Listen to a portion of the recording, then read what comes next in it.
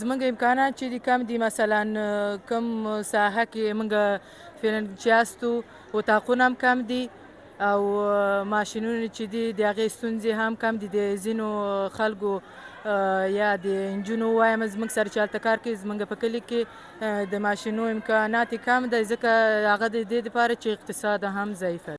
و خیلی خوشحال هستم که فعالیت‌های بانوان رو می‌بینم و دیدار از این قسم نمایشگاه واقعا خوشایند است. ما امیدوار هستم که از این قسم نمایشگاه زیادتر برگزار شود و بانوان ما بیشتر تشویق شوند.